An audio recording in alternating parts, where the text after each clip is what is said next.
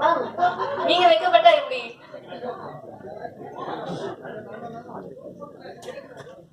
Let's hear it for yes, Lalita ma'am. Sorry, Lata ma'am.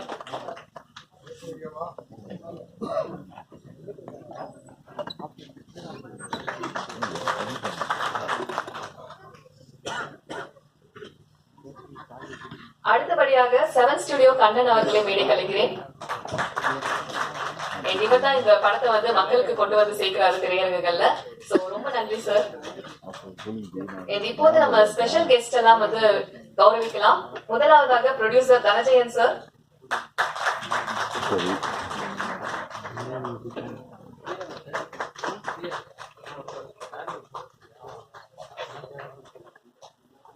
அடுத்தபடியாக director producer R V. Udhayakumar sir onto the stage.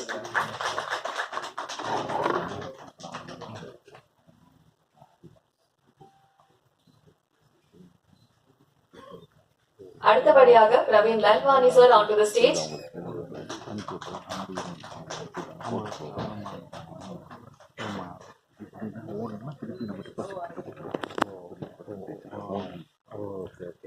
அடுத்தபடியாக producer Raja sir onto the stage.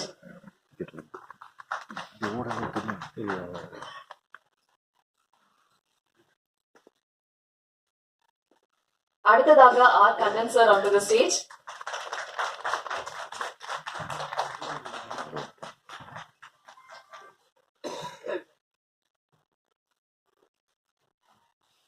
அடுத்தபடியாக நமது கதாநாயகன் சந்தோஷ் பிரதாப் அவர்கள் onto the stage.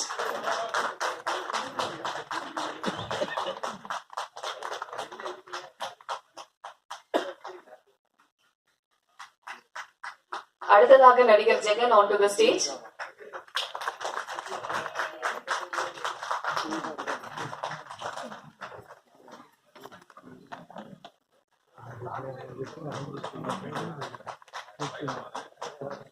அடுத்ததாக stunt master மணி.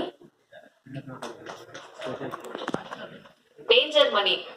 S, ஆனா அவரை பார்த்தா டேஞ்சரா இல்ல, ரொம்ப ஸ்வீட்டா தெரியுறாரு.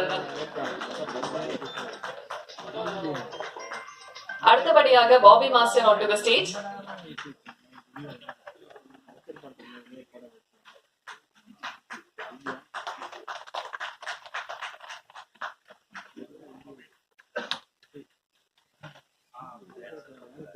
அடுத்தபடியாக singer Padmalatha onto the stage.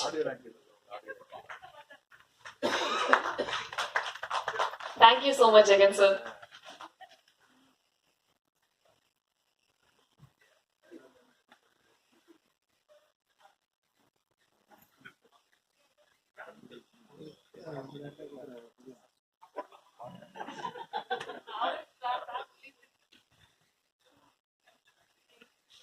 அடுத்தபடியாக trend music Jitesh onto the stage.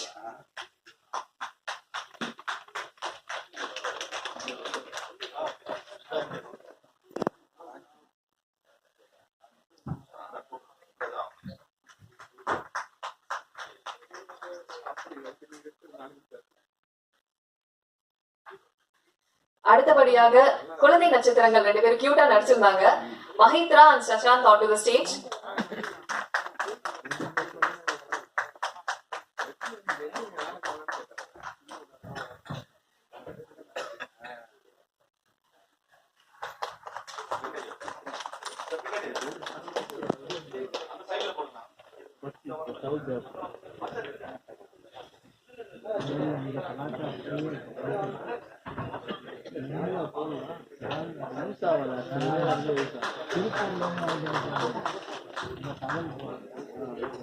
Thank you so much Kannan sir. Yes, மேடையை வந்து நம்ம பயங்கரமா அலங்கரிச்சாச்சுன்னு நினைக்கிறேன் கேஸ்ட் அண்ட் க்ரூ மெம்பர்ஸோட. முதலாவதா நம்ம ஆர் கண்ணன் அவர்களை மேடை கலைக்கலாம். ஏன்னா நிறைய விஷயம்